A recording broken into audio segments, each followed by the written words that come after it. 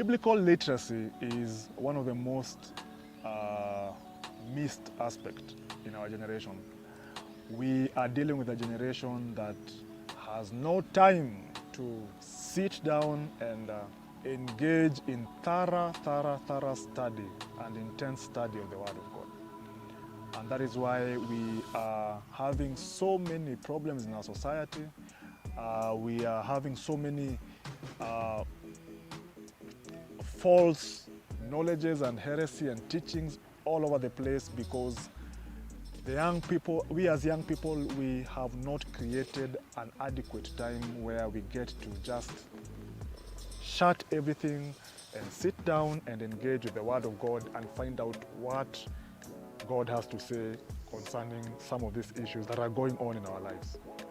And I want to say this: declarations, proclamations, and prophecies have their place in our walk with God, but they must, all of them actually, are rooted in the Word of God, and they must be rooted in the Word of God. And being a generation that loves declarations, affirmations, and all that, we end up affirming ourselves without the backing and the rooting of the Word of God. Because once you study the word of God and you know the attributes of God, the attributes of His Word, then from there you are able to cement your affirmation and your declaration on the true promises of God, not the distorted promises that we have been fed by the false teaching that is going around in our generation. So as a young person, purpose to create time with the Word of God. Purpose to read, to study, to research, engage, and understand what the Word of God is saying and is telling you. Then from there, invest in creating a strong prayer life.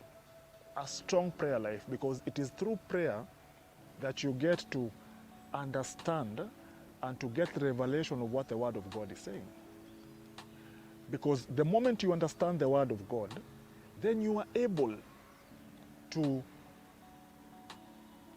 affirm and declare some of these promises, some of the promises that God has in store for us, confidently, knowing the source of them is legit, and knowing the attribute of God, that our God is a faithful God, and whatever He says comes to pass.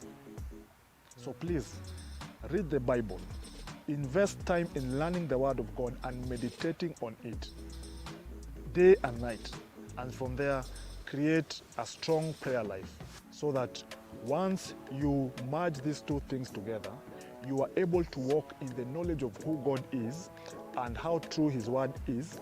And from there, when you declare, things happen, because you are declaring from a point of knowledge, not from a point of feelings, emotions, and a point of over-excitement. See you next time.